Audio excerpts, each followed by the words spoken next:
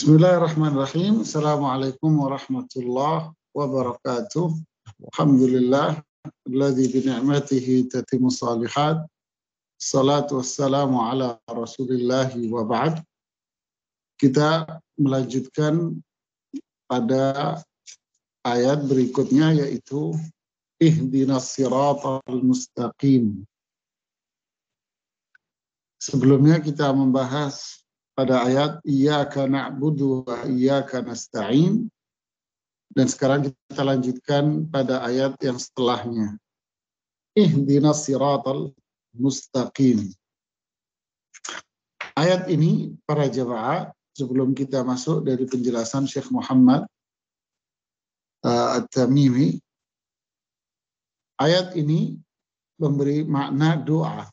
Jadi ihdinas siratal mustaqim artinya ini adalah doa, kandungannya doa, di mana seorang muslim berdoa kepada Allah, memanjatkan doanya kepada Allah Subhanahu wa ta'ala, berupa meminta kepada Allah agar dia senantiasa ditunjuki, diarahkan, dibimbing, dituntun menuju jalan yang lurus. Kalau kita perhatikan ayat ini, maka kita akan mendapati pelajaran yang berkaitan dengan adab berdoa. Pada ayat-ayat sebelumnya berisikan tentang pujian, sanjungan kepada Allah Subhanahu wa ta'ala dengan nama-namanya dan sifat-sifatnya. Mengenal Allah dengan nama-nama dan sifat-sifatnya. Berarti di sini ada sebuah adab yang sangat mulia sekali, di mana seorang yang berdoa itu dianjurkan untuk memuji Allah, menyanjung Allah dengan nama-nama dan sifat-sifatnya, seperti yang ada pada surat yang mulia ini. Jadi surat ini secara tidak langsung mengajarkan kepada kita sebuah adab yang mulia dalam berdoa, yaitu memuji Allah Subhanahu wa ta'ala, menyanjung Allah Subhanahu wa ta'ala sebelum dia memanjatkan doanya.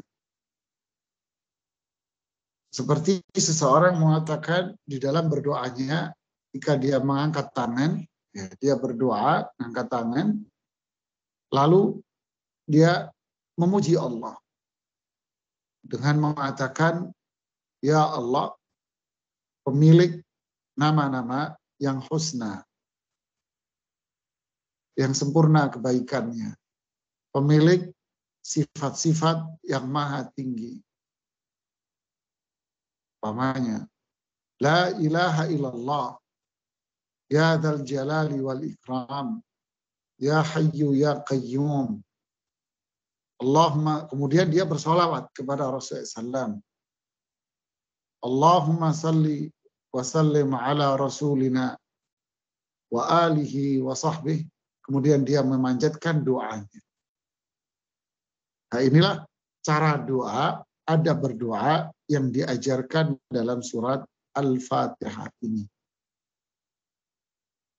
Rasulullah SAW mengatakan, jika ada seseorang yang berdoa dengan memuji Allah Subhanahu wa ta'ala, Rasulullah SAW mengatakan, laqad da'allaha bismihil a'zam alladzi idza du'iya bihi ajab wa idza su'ila bihi a'ta.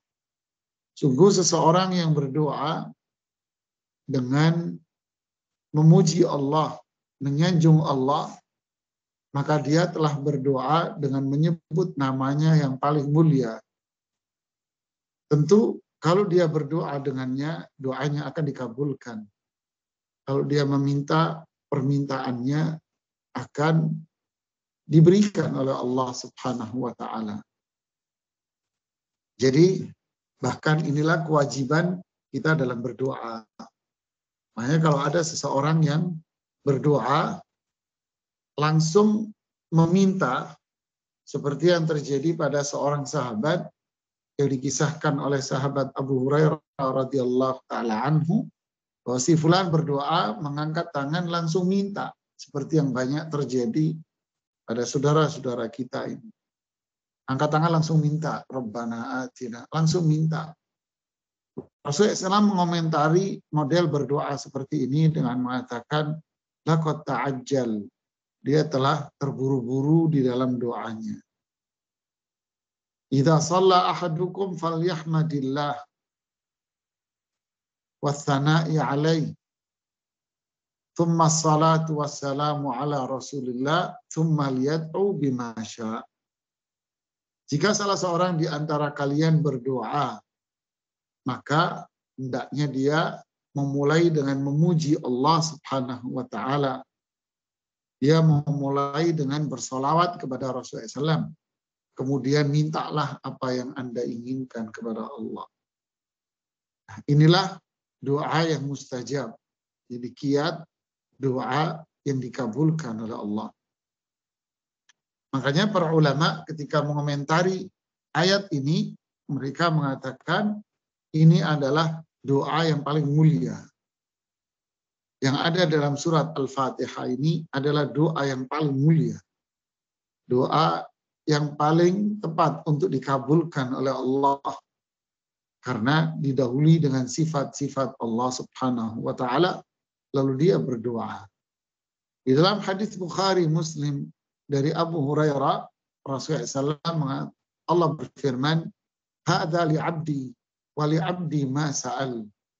Bagian yang ini, yaitu ihdinas siratal mustaqim, ini adalah jatah hambaku. Maka hambaku akan mendapatkan apa yang dia inginkan ketika dia berdoa dengan membaca surat ini. Subhanallah. Jadi ini ihdinas siratal mustaqim dan seterusnya, itu siratal ladzina an'amta alaihim ghairil maghdubi alaihim waladdallin. Ini adalah doa yang paling mulia. Jadi faedahnya, pelajaran dari potongan ayat ini adalah hendaknya kita kalau berdoa, lakukanlah adab-adab doa yang diajarkan oleh Allah sendiri di dalam Al-Quran. Yang kedua, faedahnya adalah doa yang paling baik untuk dipanjatkan adalah meminta hidayah. Jadi jangan berdoa hanya minta dunia saja. Seringkali orang berdoa minta dunia, minta harta, minta kesembuhan. Tidak. Permintaan yang paling besar, doa yang paling tinggi nilainya adalah doa meminta hidayah kepada Allah. Yaitu meminta kebaikan dunia akhirat. Seperti hadis Abbas Ibnu Abdul Muttalib ketika beliau bertanya kepada Rasulullah Sallallahu Alaihi Wasallam, "Ya Rasulullah, apa doa yang paling baik?" Rasulullah SAW menjawab, "Salullah al-afwa wal-afiyah." Mintalah kepada Allah maafnya dan keselamatan dunia dan akhirat. Ini adalah hidayah. Yaitu berdoa dengan mengatakan, Allahumma inni as'alukal afwa wal-afiyah. Ya Allah, aku memohon kepadamu maafmu dari semua kesalahanku dan keselamatan dunia dan akhirat. Kemudian doa Rasulullah SAW yang tidak pernah ditinggalkan, kata Ummu Salamah, adalah ya muqallibal qulub tsabbit qalbi ala din. Wahai zat yang membolak-balikkan hati, teguhkanlah hati ini di atas Islam yang hak. Ini adalah hidayah. Jadi minta hidayah, ya Allah berilah aku hidayah. Ini adalah isi dari doa yang paling mulia. Kemudian pelajaran berikutnya dari ayat ini adalah ihdinas siratal mustaqim. Memberikan pemahaman kepada kita tentang makna dari hidayah. Apa itu hidayah? Hidayah itu adalah makna dari ayat ini dulu, ihdina, yaitu maknanya adalah tunjukilah kami. Arahkanlah kami, bimbinglah kami. Berarti hidayah itu maknanya adalah bimbingan. arahan. Ini adalah makna hidayah. Jadi Allah Subhanahu wa taala membimbing, mengarahkan, ini membuka hati hambanya dengan cara, akhirnya Allah bimbing dengan cara Allah buka hatinya untuk memahami Islam, untuk mengamalkan Islam dengan mudah. Nah, inilah bimbingan Allah, arahan Allah kepada hamba yang dikehendaki. Hidayah disebutkan oleh para ulama itu ada dua bentuk. Pertama, yang disebut dengan nama hidayah irsyad atau hidayah dalalah, yaitu hidayah yang berupa usaha seorang muslim untuk memahami Islam ini dengan baik. Usaha manusia, bukan muslim saja, karena ini umum kepada semua makhluk, semua manusia, yaitu kewajiban mereka untuk mempelajari apa yang Allah turunkan kepada mereka. Jadi mempelajari ilmu. Makanya hidayah itu kata Imam Ibnu Qayyim adalah memahami kebenaran dan mengamalkannya. Berarti hidayah irsyad adalah usaha kita untuk belajar. Usaha kita untuk mengamalkan. Di saat itulah akan muncul hidayah yang kedua. Yaitu apa? Hidayah taufik. Yaitu hidayah yang berupa Allah bukakan hati seorang hamba untuk menerima cahaya kebenaran. Untuk itu Imam Ibnu Qayyim rahimahullahu ta'ala mengatakan, hidayah taufik itu merupakan hidayah yang menjadi hak penuh Allah Subhanahu wa ta'ala. Tetapi hal ini, hidayah ini tergantung pada tingkat taufik kita. Begitu pula dijelaskan oleh Syekh Muhammad Shalih Al-Utsaimin dan para ulama yang lain. Jadi hidayah taufik ini yang menjadi hak Allah sepenuhnya untuk memberikan, membukakan hati hambanya siapa yang dikehendaki. Itu tergantung pada upaya dan usaha seseorang untuk memahami Islam, yaitu hidayah irsyad dan dilalah tadi itu. Seberapa besar dia berusaha untuk belajar. Maka itulah tingkatan taufik yang Allah berikan kepada dia. Jadi kalau dia belajarnya hanya sekian persen, ya segitu Allah kasih. Tapi kalau dia belajarnya semakin besar, ya segitulah Allah hidayah taufiknya. Semakin besar terus. Jadi semakin kita bersemangat untuk belajar, semakin kita bersemangat untuk beramal, maka disitulah letak taufik yang Allah berikan kepada hamba. Jadi inilah makna ihdina. Ya Allah, berilah aku kemudahan untuk belajar ilmu. Ya Allah, berilah aku kemudahan untuk mengamalkan ilmu ini. Ya Allah, berilah aku kemudahan untuk istiqamah di atas ilmu dan amal yang aku pelajari. Ya Allah, teruslah bimbing aku sehingga aku menjadi orang yang senantiasa istiqamah. Ya Allah, bimbinglah aku, tuntunlah aku untuk mengajarkan ilmu ini kepada semua orang. Ini hidayah. Kemudian yang ketiga dari ayat ini adalah as-sirat al-mustaqim. Sirat ini artinya jamaah adalah jalan. Al-mustaqim artinya adalah lurus. Berarti as-sirat al-mustaqim adalah jalan yang lurus. Yang dimaksud di sini ini adalah perumpamaan. Itu perumpamaan atas Islam. Berarti Allah Subhanahu wa taala mengumpamakan Islam ini seperti jalan yang lurus. Ya, jalanan yang sangat lurus sekali. Dia tidak berbelok ke kanan, dia tidak akan belok ke kiri. Lurus sekali. La wijaja fi, kalau bahasa Imam Ibnu Jarir At-Tabari, ini adalah jalan Allah yang lurus dan tidak belok ke kanan dan tidak belok ke kiri. Wa hadza sirati mustaqima fattabi'uh. Ini adalah jalanku yang lurus. Fattabi'uh, ikuti jalan ini. Wala tattabi'us subula, jangan kalian mengikuti jalan-jalan yang lain yang belok kanan kiri kanan kiri. Atau dia bikin jalanan sendiri, bukan jalan yang Allah buat. Ya. Jadi ini adalah perumpamaan tentang Islam. Abdullah bin Abbas menjelaskan makna dari perumpamaan ini dengan mengatakan sirat mustaqim ini adalah Islam. Sirat mustaqim ini adalah Al-Quran.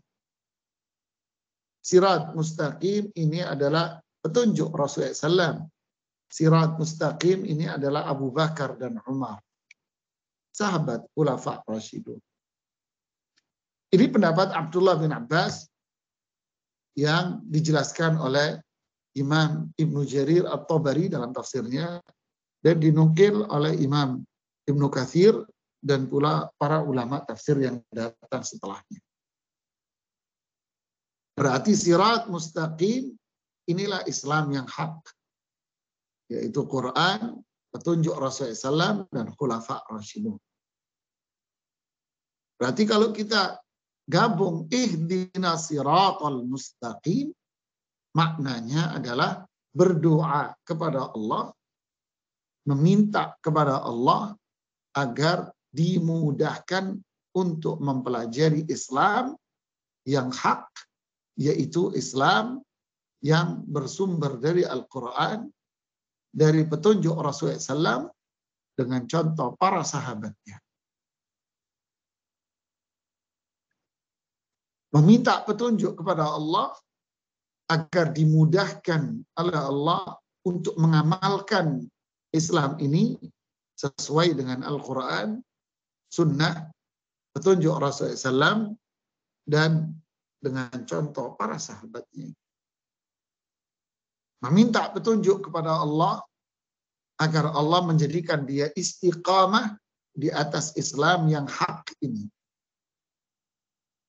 Meminta hidayah, petunjuk kepada Allah agar terus diarahkan dia berada di sini. Dan minta petunjuknya sama Allah, bimbingan sama Allah, agar dia mudah mendakwahkan Islam yang hak ini. Yaitu sesuai Al-Quran dan Sunnah Rasulullah SAW. Inilah makna umum.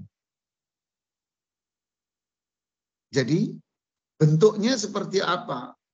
Sirat mustaqim ini, Syekhul Islam Ibnu Taimiyah rahimahullah menjelaskan bentuknya di kitab Iqtida as-Siratil Mustaqim, yaitu adalah mempelajari apa yang menjadi petunjuk Rasulullah SAW. Hadhihi sabili ad'u ila Allah. Inilah petunjukku, kata Rasulullah SAW. Saya ajak manusia semua untuk mengamalkan petunjuk ini karena Allah semata. Inilah Abbasiyah ilmu. Jadi inilah yang harus kita amalkan. Ini yang harus kita pelajari, ini yang harus kita amalkan. Lalu Syekhul Islam Ibnu Taimiyah menjelaskan bentuknya seperti apa? Bentuknya adalah baik berkaitan dengan yang batin maupun berkaitan dengan yang zahir. Ini yang harus kita pelajari. Berkaitan dengan batin adalah kita mempelajari masailul iman. Permasalahan-permasalahan yang berkaitan dengan iman. Pokok-pokok keimanan, yaitu rukun iman yang 6. Pelajari, itu adalah batin kita. Lalu, meyakininya, membenarkannya, mengagungkan Allah dengan itu semua. Kemudian yang zahir pun harus kita pelajari berdasarkan petunjuk Al-Quran, Sunnah Rasulullah SAW, dan para sahabat. Apa ini yang batin? Maaf, apa ini yang zahir? Yang zahir ini terbagi jadi dua, kata Syekhul Islam. Pertama adalah ibadat, yang kedua adalah adat. Yang pertama adalah berkaitan dengan masalah ibadah. Yang pertama berkaitan dengan masalah ibadah. Berarti semua hal yang berkaitan dengan masalah ibadah wajib kita pelajari dan kita amalkan berdasarkan petunjuk Quran, petunjuk Rasulullah SAW dan para sahabat. Kita meminta kepada Allah agar dimudahkan untuk itu semua. Harus sesuai dengan itu prinsip. Yang kedua yang zahir adalah adat, rutinitas seseorang. Makan, minum, tidur, duduk, istirahat, bergaul. Semua itu tetap harus sesuai dengan sirat mustaqim. Semuanya harus sesuai dengan sirat mustaqim. Contoh, Rasulullah SAW memerintahkan kita untuk minum dengan tangan kanan. Rasulullah SAW memerintahkan kita makan dengan tangan kanan. Rasulullah SAW memerintahkan kita untuk memulai segala sesuatu dengan membaca Bismillah. Bermuamalah dengan manusia, sesama manusia. Baik dia muslim, non-muslim, kita disuruh untuk apa? Ahsin ilan nas. Berbuat baiklah kepada manusia. Sebagaimana kamu berbuat baik untuk diri Anda sendiri. Ini koridor. Inilah sirat mustaqim Islam. Jadi, ihdinas siratal mustaqim adalah permintaan doa kepada Allah.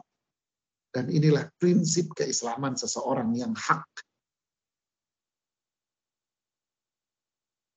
Ya, inilah prinsip keislaman seseorang yang hak, yang benar. Subhanallah. Jadi inilah makna dari ihdinas siratal mustaqim. Jadi makanya Syekh Muhammad At-Tamimi mengatakan, adapun firman Allah, ihdinas siratal mustaqim fiha raddu 'alal mubtadi'in. Jadi ayat ini ada bantahan kepada orang-orang yang berbuat bid'ah,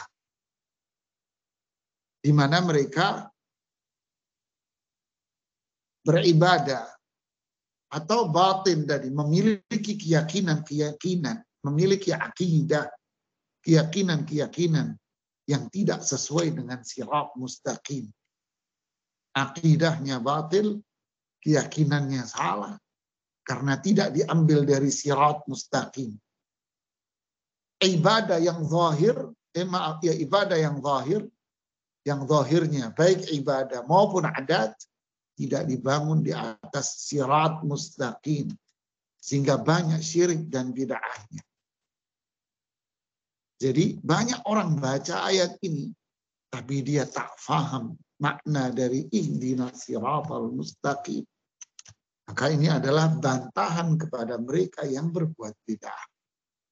Berarti dia tidak berjalan di atas jalan yang lurus, tapi dia belok ke kanan dan ke kiri. Itulah hawa nafsu. Ya. Kemudian siratal ladzina an'amta 'alaihim. Jalan orang-orang yang telah engkau berikan nikmat. Ini adalah profil. Profil siapa? Orang yang sudah sukses dalam menjalankan sirat mustaqim. Profil orang yang sudah mendapatkan hidayah dari Allah untuk berjalan di atas sirat mustaqim. Kita minta agar kita seperti mereka. Siapa sirat alladzina an'amta 'alaihim? Orang-orang yang telah engkau berikan nikmat. Siapa mereka? Dijelaskan di dalam surat An-Nisa. Man yuti'illaha war rasul faulaika ma'al ladzina an'ama Allahu 'alaihim. Faulaika ma'al ladzina an'ama Allahu 'alaihim minan nabiyyin was-siddiqin wasyuhada was-salihin.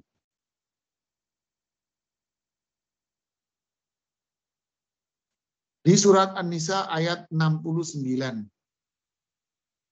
Penjelasan dari ayat ini. Siratal ladzina an'amta 'alaihim. Siapa orang-orang yang telah mendapatkan nikmat? Dijelaskan di ayat An-Nisa ayat 69. Man yuti'illaha war rasul. Siapa yang taat kepada Allah, tauhid, tidak syirik. War rasul, ittiba', menjalankan sunnahnya, petunjuknya. Faulaik, maka siapapun orangnya, ma'alladzina an'amallahu 'alaihim. Maka dia akan bersama dengan orang-orang yang telah diberikan nikmat sama mereka, bergabung nanti. Siapa mereka yang mendapatkan nikmat untuk berjalan di atas sirat mustaqim ini? Minan nabiyyin, karangan nabi dan rasul. Siddiqin, orang-orang siddiq, para sahabat. Dan siapapun yang komitmen di jalan ini. Syuhada, orang-orang yang mati syahid. Wassalihin, dan orang-orang yang beramal saleh sesuai tuntunannya. Wa hasuna ulaika rafiqa. Inilah sebuah pertemanan yang mulia. Jadi, ini adalah perintah Allah agar setiap manusia belajar Islam sesuai Quran, hadis, dan para sahabat. Mempelajari. Kalau kita belajar, Allah mudahkan taufiknya. Perintah untuk mengamalkan Islam sesuai ini, pasti Allah akan mudahkan. Allah kasih istiqamah. Inilah jalan hidup para nabi dan rasul. Inilah keislaman Rasulullah SAW. Inilah para sahabat. Inilah Islam yang hak. Berarti faedahnya dari sini adalah kalau kita bicara nikmat, karena di sini bunyinya siratal ladzina an'amta 'alaihim. Ini jalan orang yang dikasih nikmat.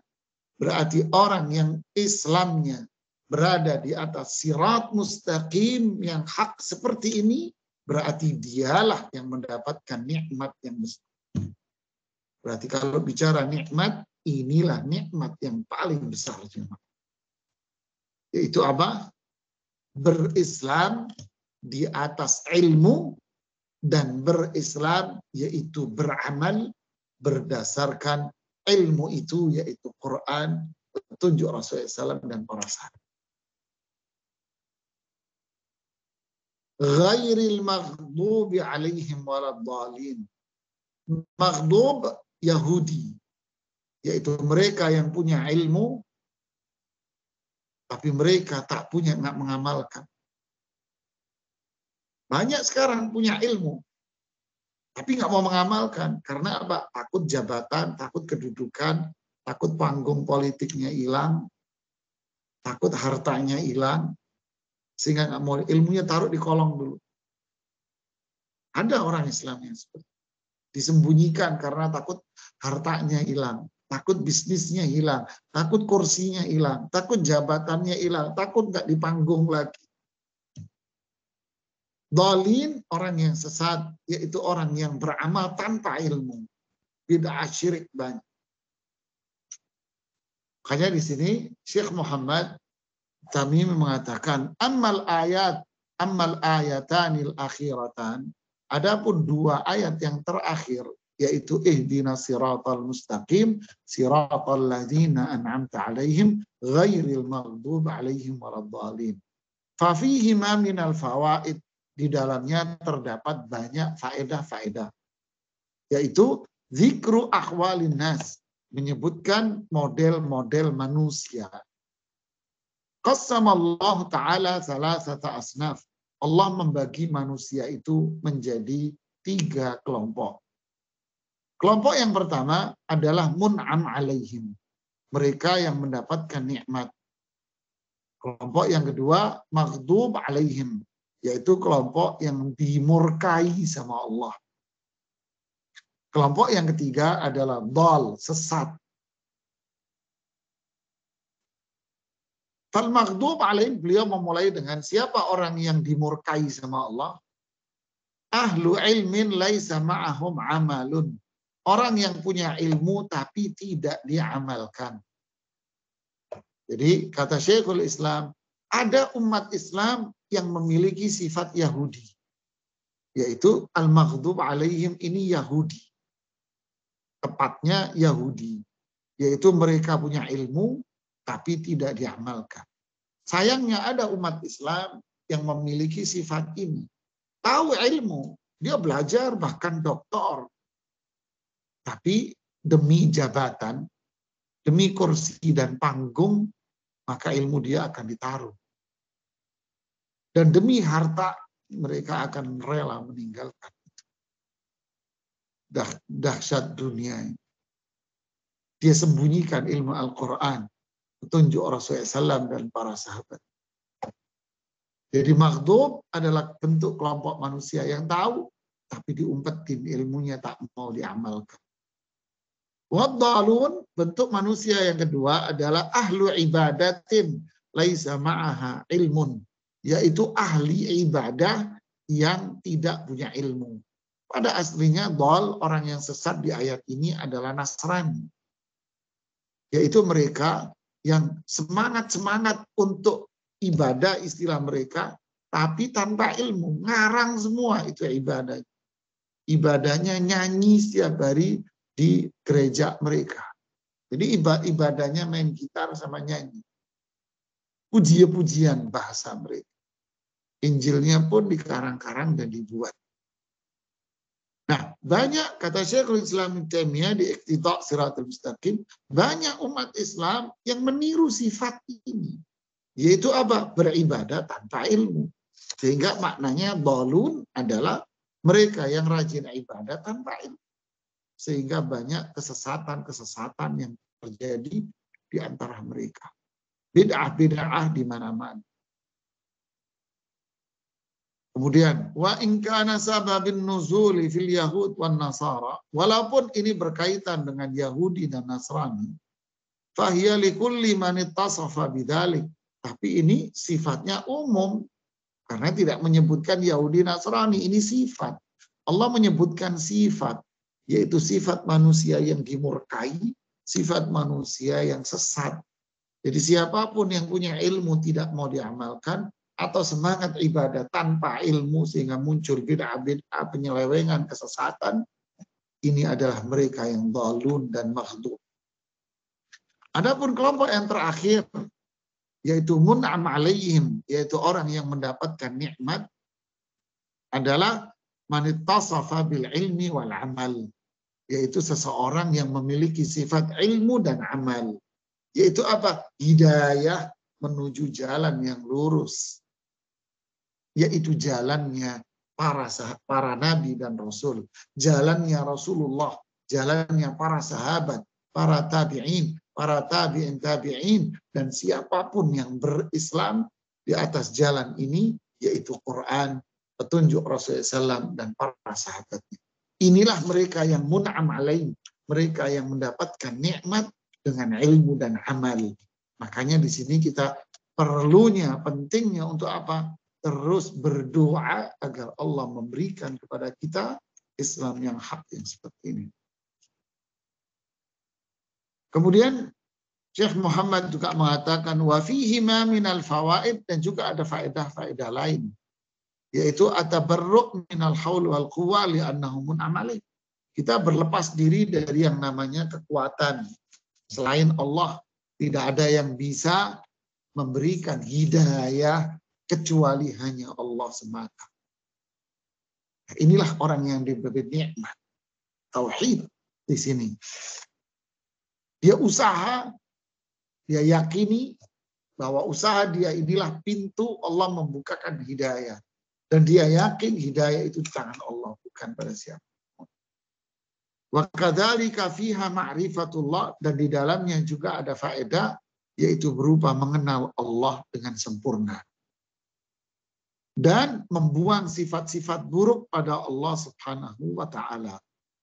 Wa fiha ma'rifatul insan rabbah wa ma'rifatu nafsi. Berarti di sini di surat Al-Fatihah mengenal Allah dengan nama-nama dan sifat-sifatnya. Yaitu yang kita jelaskan pada bahasan yang lalu. Yaitu apa? Allah, Rabb, Rahman, Rahim, Malik. Ya.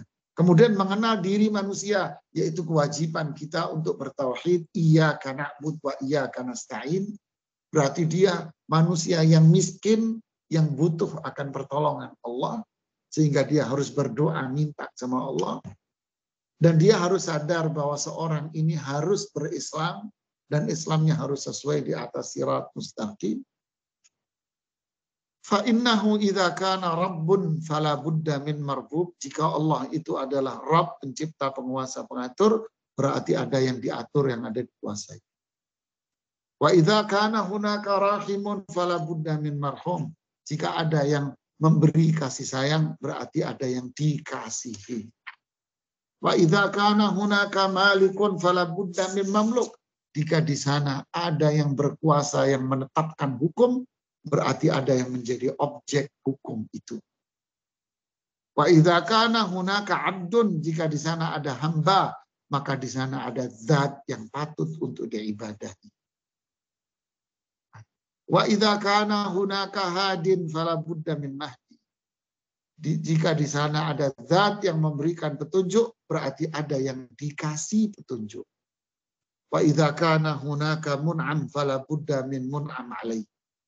Jika wa idza kana hunaka mun'im, jika di sana ada zat yang memberi nikmat, maka ada yang dikasih nikmat. Wa idza kana hunaka maghdub alaihi fala budda min ghadib. Kalau di sana ada yang dimurkai, berarti ada yang murka. Wa idza kana hunaka dhal fala budda min mudil. Jika di sana ada yang disesatkan, berarti ada yang menyesatkan. Inilah Allah Subhanahu wa ta'ala. Ya, dan itulah hamba. Subhanallah. Fahadhi surat ini mengandung berarti faedah apa? Al-uluhiyah war-rububiyah. Tauhid uluhiyah. Berarti bertauhid kepada Allah dari ibadah. Ibadah hanya ditujukan kepada Allah. War-rububiyah berarti penguasa, pengatur alam semesta adalah Allah. Berarti membuang segala bentuk kekurangan-kekurangan pada diri Allah, pada zat Allah Subhanahu wa ta'ala. Berarti faedahnya surat ini adalah mengenal apa ibadah. Berarti ibadah itu adalah sesuatu yang dilakukan hanya mengharap ridha Allah dengan penuh kecintaan, dengan penuh harapan, dan penuh takut. Ini rukunnya. Jadi menjalankan apa yang Allah gariskan di Quran dan petunjuk Rasulullah SAW sesuai contoh para sahabat dengan penuh cinta kepada Allah, dengan penuh harapan dan penuh takut akan azab. Wallahu a'lam. Inilah bahasan kita dari risalah singkat tentang Al-Fatihah. Wallahu a'lam bishawab. Silakan kalau ada yang mau bertanya. Alhamdulillahirabbil alamin. Jazakumullahu khairan katsiran. Barakallahu fikum Ustaz. Nizar hafizahullahu taala. Alhamdulillah kita sudah berada di penutup ya Ustaz ya. Tafsir surat Al-Fatihah. Nanti kita insya Allah di pekan datang berarti akan membahas suasana pendek begitu Ustaz. Nah, kita belajar Fatihah lagi dari kitab yang berbeda. Oh, Masya Allah. Berarti, biar tambah bulat kitanya. Masya Allah. Berarti nanti kita insya Allah akan memulai kembali tafsir surat Al-Fatihah lagi ya dari awal Ustaz ya. Iya, lebih bulat dari gambar bangunan belakang ente itu. Wah, Masya Allah. Iya. Dan lebih indah dari itu nanti bisa kita pelajari lagi. Masya Allah Ustaz Barak. Ini baru ringkas, ini baru kulit-kulitnya dikit. Nanti kita akan belajar lebih lagi. Wah, Masya Allah, Alhamdulillah. Oke Ustaz, berarti kita akan kembali nanti akan kembali akan kembali membahas tafsir surat Al-Fatihah yang lebih intensif ya Ustaz, lebih tepatnya ya Ustaznya. Alhamdulillah. Oke. Kita insya Allah akan membacakan dulu pertanyaan yang sudah masuk dari Ini ada jamaah Ustadz yang bertanya melalui chat. Ya. Assalamualaikum warahmatullahi wabarakatuh. Izin bertanya, kita berdoa memuji dulu Rob kita, bersalawat, berdoa dan meminta apa yang kita minta. Tetapi kadang ada berdoa tidak dipakai, selalu ingin terburu-buru. Contoh, berikan kehidupan yang lebih baik dan ingin mendapatkan jodoh yang sudah lama dinantikan, tetapi Allah belum menentukan. Maksudnya mempertemukan. Nah, itu bagaimana Ustadz? Jadi pertama, inilah adab doa. Adab itu bukan berarti boleh dikerjakan, boleh tidak. Salah. Istilah al-adab di dalam syariah itu bisa hukumnya wajib. Bukan adab itu jangan dipersepsi. Memang persepsi kita kalau dengar adab itu kayak sebuah pelengkap. Kayak aksesoris saja. Ya bukan. Adab itu bisa wajib, bisa berupa amalan yang sunnah. Hukumnya. Jadi dalam hal ini para ulama mengatakan ini bisa dikatakan wajib kita dalam berdoa. Makanya dikatakan ini adalah kiat doa terkabul. Kemudian yang kedua, kalau kita meminta dunia akhirat, doa yang paling baik untuk minta dunia akhirat adalah Rabbana atina fid dunya hasanah dan seterusnya. Boleh Anda minta dengan cara spesifik, minta jodoh dan sebagainya. Teruslah. Yang ketiga, kita berdoa harus yakin doa kita ini bakal dikabulkan sama Allah. Ud'ullah wa antum muqinun bil ijabah. Berdoalah kepada Allah sedangkan kalian yakin bahwa doa kalian akan diijabahi oleh Allah. Yakin. Harus. Makanya berdoa itu tidak boleh pakai kata insya Allah. Nggak boleh. La taqul Allahumma gfirli in syi'ta. Ya Allah ampuni aku jika engkau berkehendak. Nggak boleh. Jadi redaksi doa itu harus redaksi yang paten. Jelas. Tidak boleh doa yang ngambang. Ya Allah jika engkau berkehendak. Berilah aku jodoh yang begini. Jangan kata-kata pakai jika engkau berkehendak. Ya, doalah dengan keyakinan Allah mengabulkan. Yang keempat, bentuk pengabulan Allah terhadap doa ini kita nggak tahu. Dari sisi apa? Waktunya. Kita tak tahu kapan Allah mengabulkan.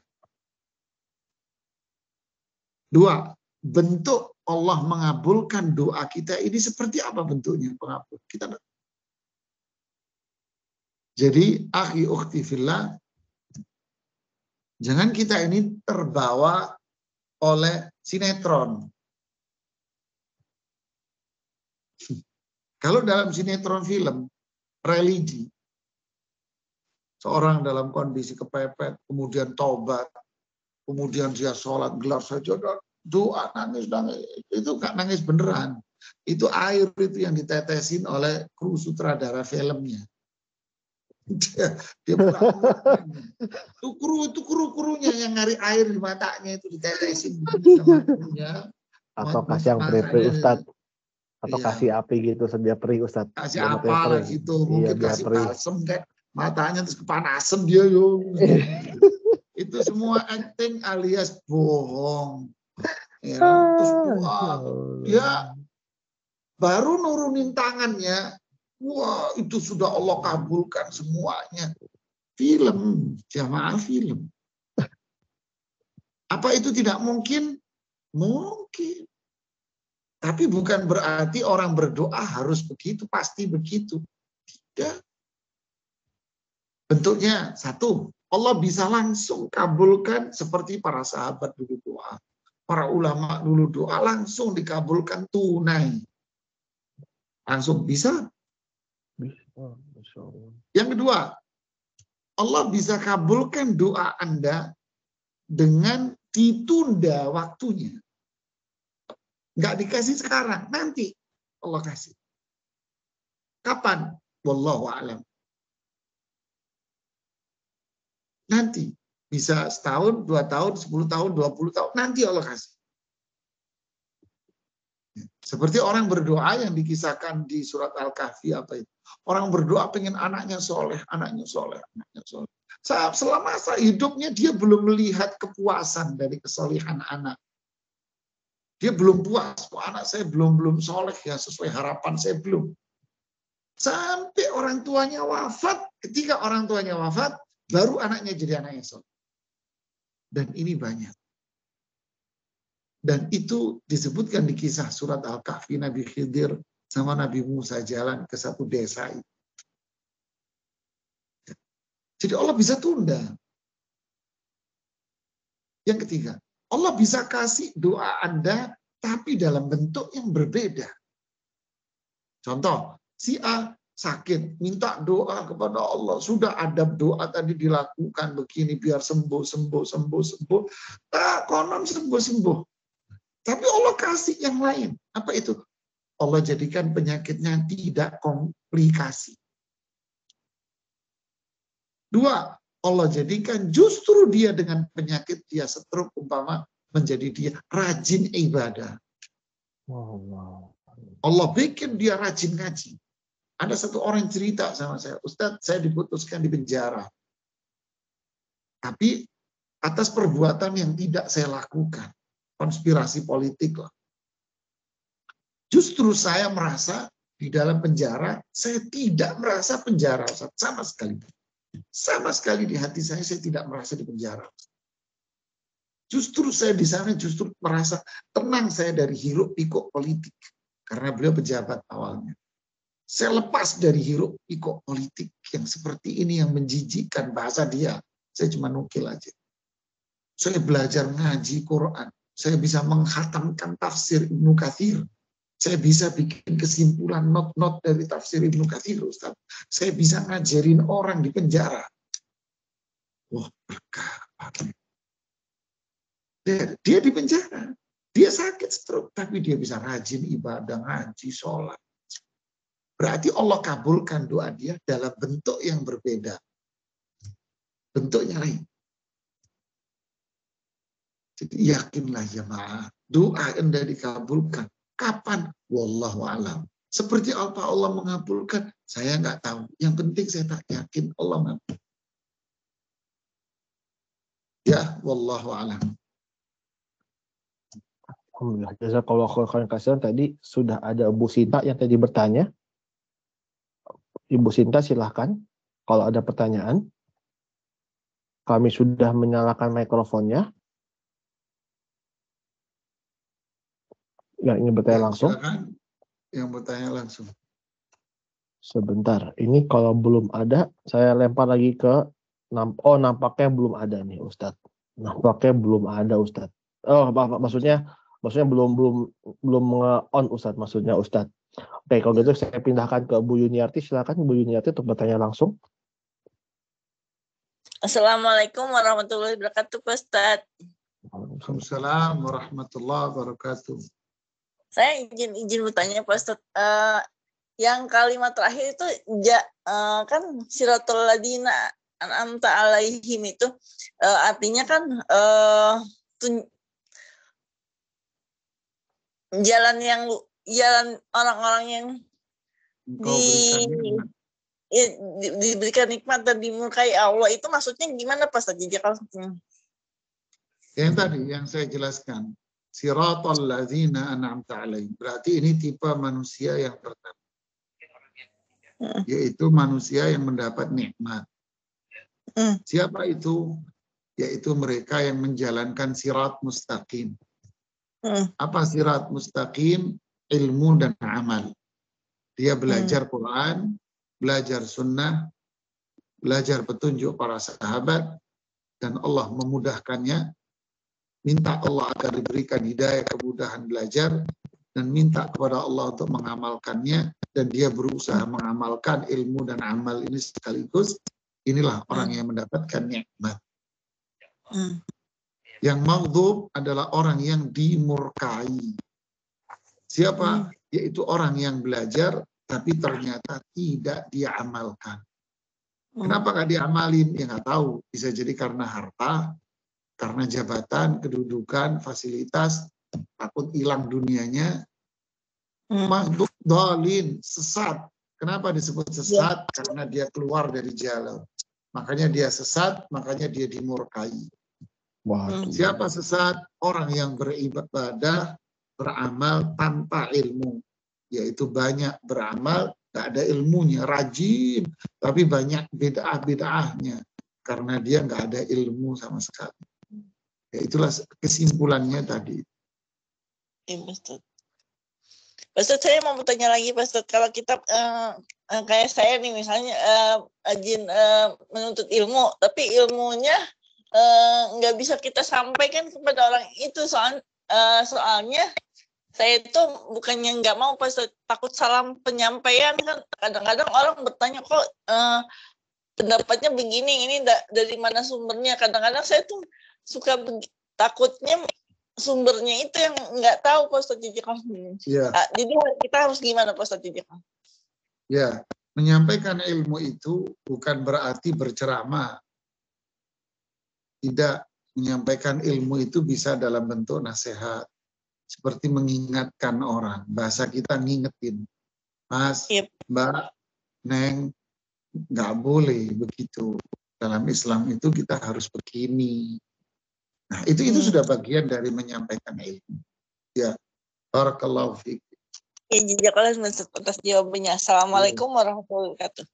Waalaikumsalam warahmatullahi wabarakatuh. Ada yang masuk, Ustaz, melalui fitur chat sebelum kita bertanya kepada penanya langsung. Pertanyaan dari Bismillahirrahmanirrahim. Assalamualaikum, Ustaz.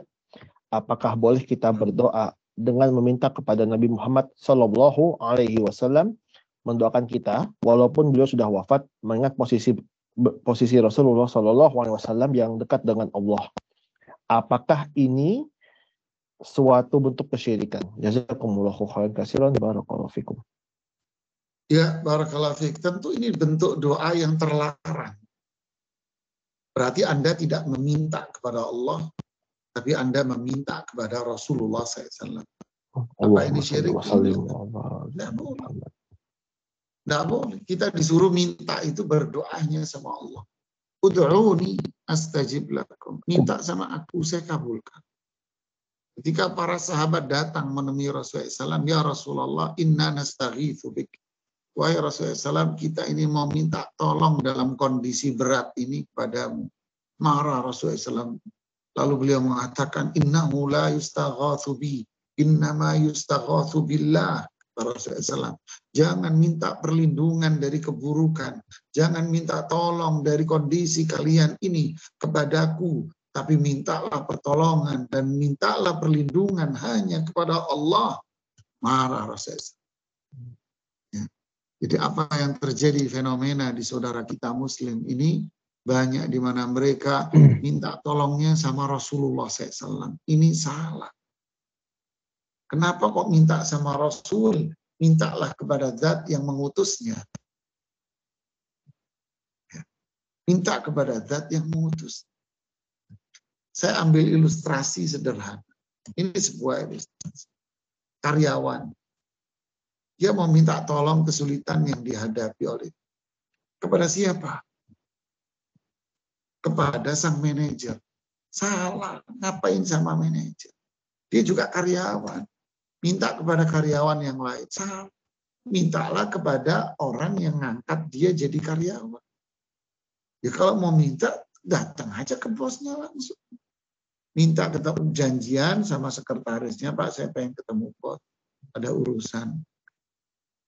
Datang aja ke direkturnya langsung, pemiliknya, Anda bisa ngobrol, Anda punya.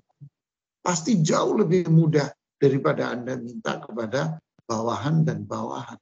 Oh, angel kalau minta ke bawahan itu. Dia sok menunjukkan diri nanti akhirnya. Pasang bajunya, dasinya dirapiin. Ini nunjukkan bahwa gue pimpinan, ya repot. Ya janganlah. Ya, kalau mau minta, minta sama zat yang mengutus dia. Kenapa minta sama Rasul? Kemudian, qul innilah amliku lakum darran wala nafa'a. Katakan wahai Rasulullah SAW kepada umat, saya tidak bisa memberikan manfaat kepada kamu. Saya tidak bisa memberikan madarat kepada kamu. Mintalah manfaat madarat, berlindung pada Allah. Jadi Rasulullah SAW berarti apa? Rasul menyampaikan wahyu. Rasul ditaati, dipatuhi perintah dan larangannya. Bukan diminta. Kan salah, beda jauh. Namanya aja Rasul, utusan. Berarti apakah utusan itu dimintain disembah? Tidak. Utusan itu didengar, kemudian ditaati. Nah, itulah utusan. Ya, wallahu a'lam. Jazakumullah khairan katsiran barakallahu fikum Ustaz. Lanjut kepada Ummu Amar, silakan mengaktifkan audionya. Ya, jazakumullahu khairan host. Jazakumullahu khairan Ustadz atas penjelasannya. Ustadz, yang ingin ditanyakan ada dua.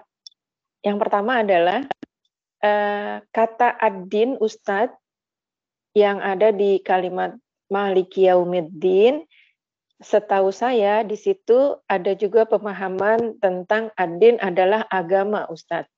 Bagaimana mengaitkan ad-din agama dengan ad-din yang ada di kalimat Al-Fatihah yang artinya di sana adalah hari pembalasan.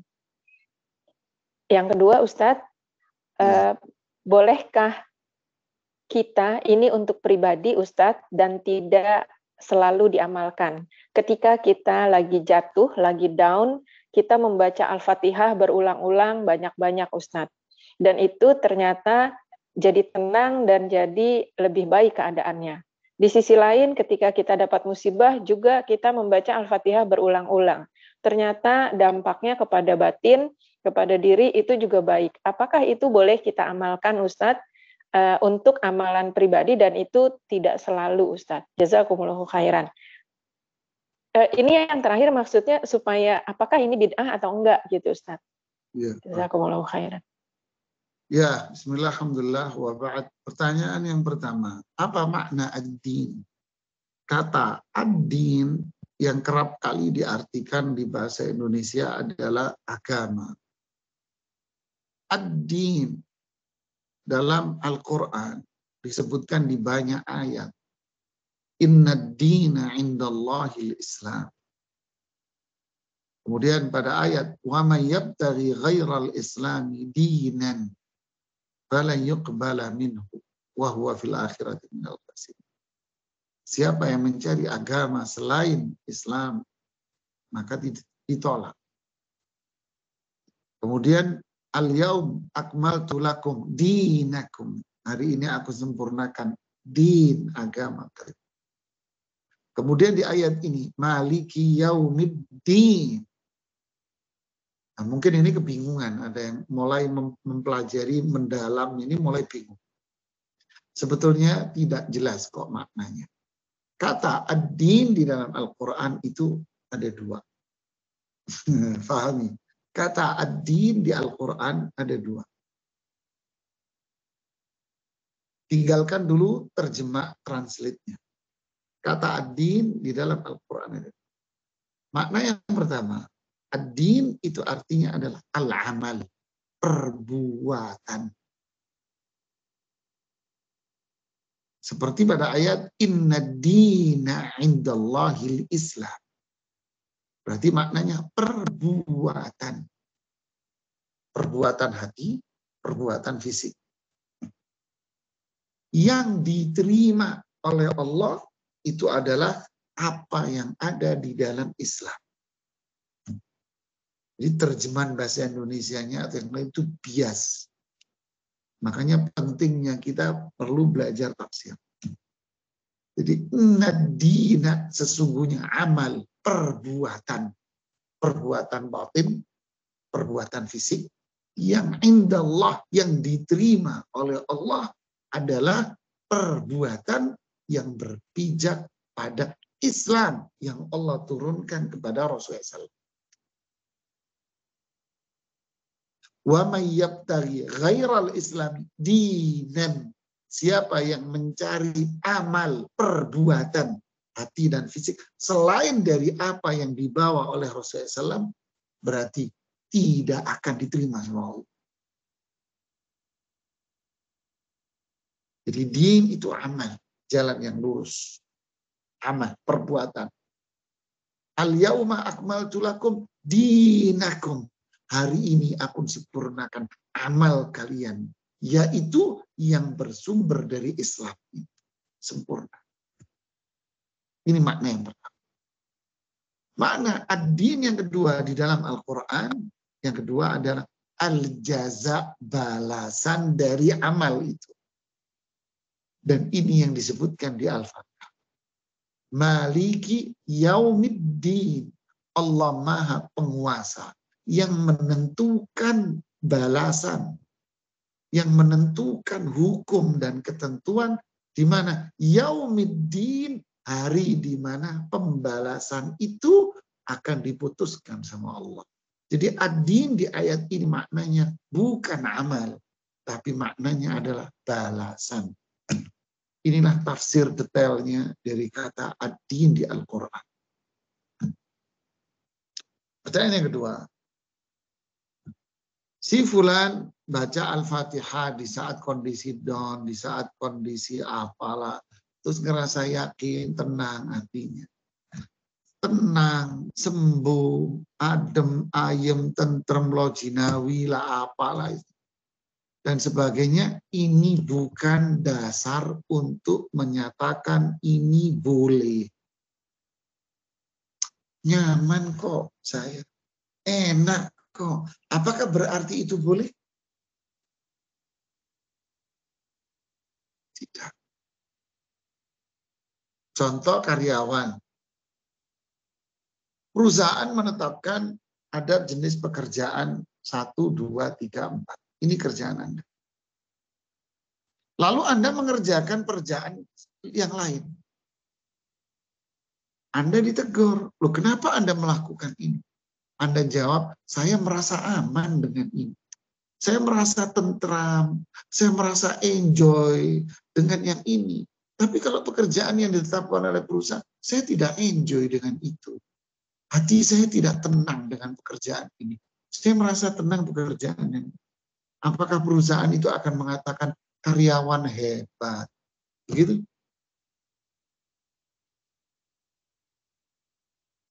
Nggak ada. Enjoy-nya Anda dengan apa yang Anda perbuat dengan cara mengarang, bukan berarti Anda akan menjadi karyawan yang baik. Ya, pahami ini. Terus itu apa? Itu bid'ah, Ibu. Kalau kondisi down baca Al-Fatihah, kayak tadi pagi saya kajian di sini di Jakarta, ada Ustadz katanya kalau lagi sakit itu baca Al-Fatihah 600 kali. Saya bilang, Ibu kapan bacanya 600 kali, Bu? Itu bukan 60, Bu. Bukan 6, bukan 60, 600 loh, Bu. Siapa yang baca? Kapan yang baca? Bener nggak dia bikin sulit Islam? Bikin ruwet. Inilah bid'ah itu. Rasulullah sakit sebulan lebih. Rasulullah sakit sepulang dari haji. Apakah ada satu riwayat satupun bahwa Rasulullah rajin baca Al-Fatihah di saat sakit? Rasulullah SAW merasa galau, gelisah. Kapan? Di saat dalam kondisi sulit, peperangan dan apa? Apakah dalam kondisi-kondisi sulit Rasulullah SAW itu ada satu riwayat bahwa beliau membaca Al-Fatihah sekian kali? Jawabannya tidak ada. Jadi kesimpulan ini adalah amalan bid'ah itu. Terlepas dia merasa nyaman, itu kan sugesti. Ya kan? Sugesti orang tenang aja dengan apa yang ada dalam hati. Kayak zaman dulu, mohon maaf ya. Kita dulu masih kecil-kecil. Sakit apapun obatnya apa? Apa jamaah? Dulu orang dulu. Sakit apa aja? Obatnya cuma satu. Apa itu? Bodrex, Ustaz. Iya, masih ingat. Coba Anda pergi. Coba Anda pergi ke dunia. medis, bener nggak tuh bodrek itu obat? Yang bicarakan bukan itu, yang bicara ininya mindsetnya. Ya, kan bukan berarti yang dilakukan benar. Ya begitulah jamaah. Saya ajak Anda untuk berpikir sebelum saya memberikan jawaban yang pasti, jelas. Apa itu? Ya bid'ah itu, jangan dikerjain. Wallahu a'lam.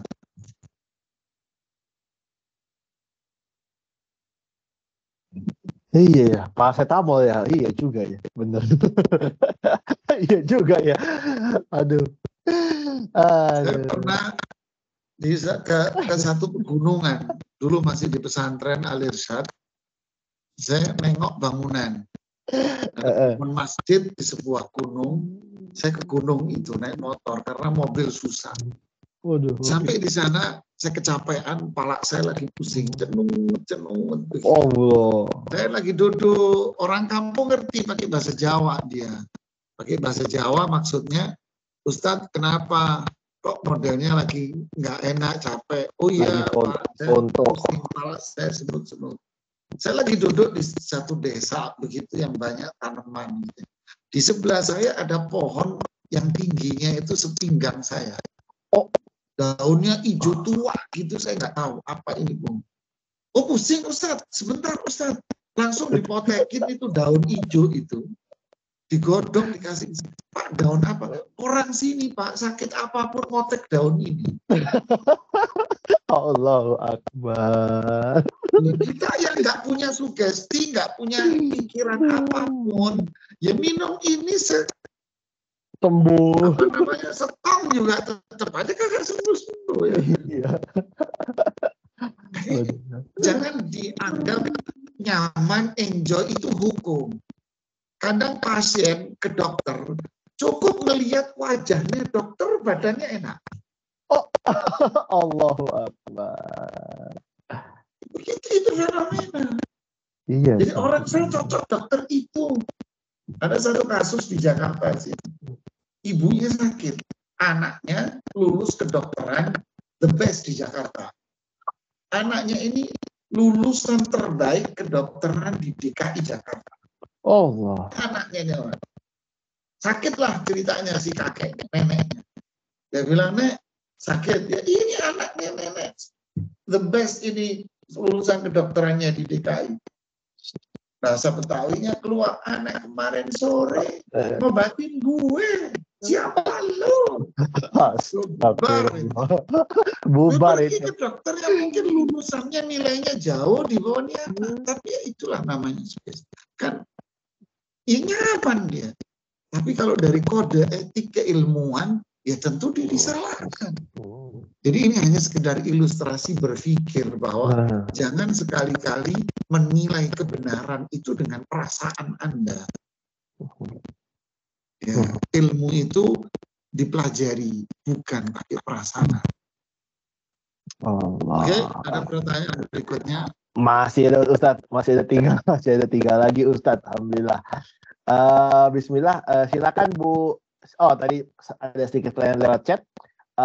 Tadi kan sempat ada bersinggungan soal yang namanya bid'ah Ustadz. Bolehkah memberikan contoh-contoh bid'ah Ustadz? Memberikan maksudnya ini. Apakah yang dimaksud dengan contoh-contoh bid'ah? Itu saja Ustadz. Secara sederhana ya.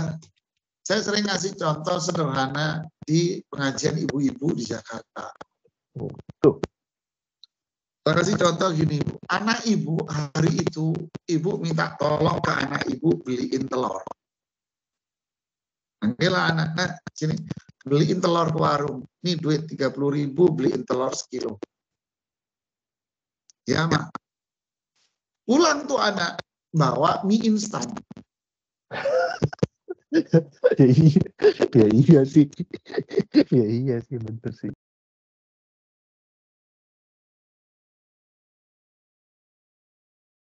Instan lebih baik menurut hemat saya itu mie instan lebih enak daripada telur. Kalau nggak pakai nasi makan mie instan juga kenyang. Tapi kalau ada nasi juga tambah seru. Tapi kalau pakai telur doang kagak. Iya. Saya balik nanya ke ibu itu, kira-kira jawaban itu pun, yo nggak bisa lah Ustadz, saya suruh beli telur, ya beli telur. Jangan ngawur-ngawur, katanya tuh ibu. Lah itulah Islam. Yang nyuruh Anda berbuat bid'ah itu siapa? Kok disuruh A ngerjain Z? Karyawan. Ini karyawan nih perusahaan. Tiba-tiba dia setiap hari lembur. Sampai akhir bulan dia bikin reportnya. Datanglah ke HRD, ini laporan lembur saya. Kamu lembur? Iya. Kenapa kamu lembur? Menurut hemat saya, ini lembur saya ini bagus untuk menaikkan produktivitas perusahaan. Dan ternyata pekerjaan saya naik sekian persen ketika saya lembur. Kira-kira jawaban HRD-nya apa? Karyawan baik. Begitu? Enggak. Jawaban HRD-nya satu. Yang nyuruh lembur kamu siapa? Dijawab, memang nggak ada yang nyuruh, Pak. Kira-kira dikasih bonus nggak dia? Enggak. Dikasih surat pemecatan. Iya benar juga. Iya juga ya. Emang perusahaan nenek lo apa? Iya juga ya. Itulah bid'ah, Ibu. Saya kasih contoh sederhana aja Anda. Itu bid'ah. Allah dan Rasulnya menyuruh kita ini dan itu. Al-halalu bayyin, wal haramu bayyin. Yang halal itu jelas, yang wajib jelas, yang perintah jelas, yang haram jelas, yang dilarang jelas. Semua jelas di dalam syariat Islam. Ayatun bayyinat fi suduril ladzina utul ilm. Inilah ayat-ayat Quran yang jelas di hati dan pikiran orang yang belajar. Jelas, ini sudah jelas. Kerjain, jangan ditambahin. Udah kerjakan. Inilah al-yawma akmaltu lakum dinakum. Jadi itu bid'ah nambahin. Makanya Imam Malik bilang apa? Man ibtada'a bid'ah faqad za'ama anna Muhammadan khanar risalah. Orang yang berbuat bid'ah berarti dia mengklaim bahwa Rasulullah SAW mengkhianati misi kenabiannya. Kenapa? Ada syariat yang mulia yang tidak diajarkan oleh Nabi dan dia tiba-tiba muncul dari ujung berung bahasa orang Betawi. Tiba-tiba dia muncul di zaman kapan yang mengatakan bahwa ini amal baik. Seolah-olah Nabi tidak menyampaikan, Nabi mengkhianati, ada yang baik tapi disembunyikan, tidak disampaikan, tapi Anda yang tahu dan Anda yang menyampaikan. Ini bahaya lu, jangan main-main. Nah, inilah bid'ah dan ilustrasi. Makanya Rasulullah SAW mengatakan kullu bid'atin dhalalah, semua bid'ah itu sesat. Kalau ada orang mengatakan, loh, ini maknanya bukan semua, sebagian. Makna kullu itu bukan semua. Jadi terjemahnya sebagian bid'ah itu sesat. Oke, saya ikut Anda. Tapi lanjutkan hadis ini. Kullu bid'atin dhalalah wa kullu dhalalatin finnar. Ini kelanjutan. Kalau Anda memaknai kullu ini sebagian, berarti maknanya sebagian bid'ah itu sesat dan sebagian yang sesat di neraka. Begitu?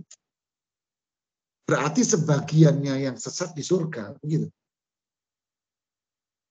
Ditambah ngawur lagi ya. Jadi ini jangan memaknai di luar bahasa Arabnya lah. Jadi inilah bid'ah Ibu kalau saya kasih contoh kan. Atau Bapak tadi yang bertanya. Ya, silakan pertanyaan berikutnya.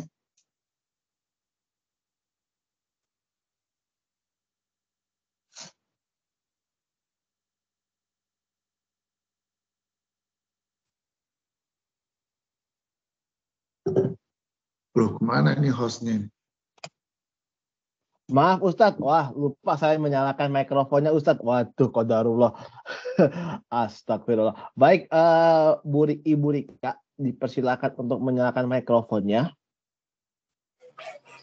Assalamualaikum warahmatullahi wabarakatuh, Ustadz. Waalaikumsalam. Waalaikumsalam warahmatullahi. Afwan, izin bertanya di luar tema, Ustadz. Bu. Ibu tinggal di mana? Bahasanya Jawa banget, Bu. Di Surabaya. Oh, makanya, Bu. Saya pikir ngumpet kayak yang lainnya sono, Bu. Ada yang ngumpet di Kanada, yang ngumpet di Perancis. Ya, begini Ustadz. Bapak saya ini kan menikah lagi. Nah, ibu tiri saya itu kan sudah meninggal. Nah, ketika beliau masih hidup itu sempat dulu pada saat masih marah itu sempat bicara kalau misalkan ini sudah meninggal, jangan sampai istri barunya itu menginjakkan kaki di rumahnya gitu loh. Soalnya rumah tinggalnya itu yang beli ibu tiri saya yang pertama begitu.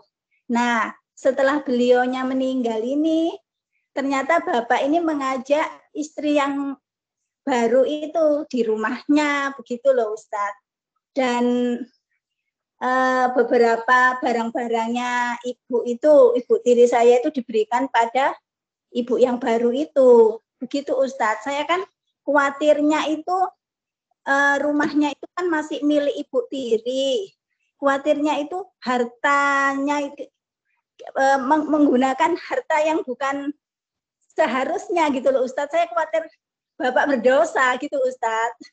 Mohon petunjuknya Ustadz. Terus saya bagaimana juga untuk ya menyampaikan yang baik kepada Bapak gitu loh agar tidak keliru juga. Saya juga sama saudara-saudara juga tidak sampai ini gitu loh bertentangan, karena kalau dari saudara-saudara saya sendiri juga menentang Bapak gitu loh. Jadi saya yang agak di tengah-tengah karena saya juga takut, takut dosa gitu. Ya. Jadi jawabannya Bismillah, alhamdulillah wa ba'd. Inilah kodrat wanita ya. Sampai mau mati pun masih, sampai mau wafat pun masih cemburu Ibu. Itu makanya saya agak ketawa. Jadi sampai mau wafat pun, nanti kalau saya sudah wafat, jangan diinjek-injek di rumah saya oleh istri yang baru. Wafat pun masih dicemburuin Allah. Ada cerita di Jakarta, apa namanya? Ada seorang suami wafat, muda. Kemudian si istri ini rupanya nggak bayar iuran kuburan. Di Jakarta kan bayar iuran kuburan. Dia nggak bayar. Karena pas tahun, apa namanya, si penjaga kuburan telepon ke istrinya. Ibu, ini iurannya belum dibayar. Kalau ibu nggak bayar, saya apa namanya tumpuk dengan jenazah yang lain. Kebetulan hari ini ada yang meninggal, gadis muda. Itu langsung hari itu langsung dilunasin sama istrinya. Jadi subhanallah, inilah kodrat wanita ya, cemburunya luar biasa. Yang kedua, apakah omongan si mantan, bukan mantan ya, istrinya dulu yang masih hidup itu seperti itu bernilai? Ya tentu nggak ada nilainya omongan ini. Jangan diinjak-injak ini buat istri yang barunya. Nggak ada nilai apa-apa itu Bu, omongannya. Nggak ada konsekuensi hukum. Jadi kalau suaminya menikah kembali, ya haknya dia lah. Haknya dia untuk menikah. Kemudian dia mau tinggal di sini, ya nggak ada apa-apa. Yang ketiga jawabannya adalah, nah ini baru ada nilai hukumnya. Karena rumah ini dengan perabotnya adalah milik istri yang sebelum. Maka apa namanya? Suaminya berhak memakai dari rumah ini sebatas hak warisnya dia. Suami di sini nggak tahu ibu istrinya dia yang wafat ini punya anak atau tidak.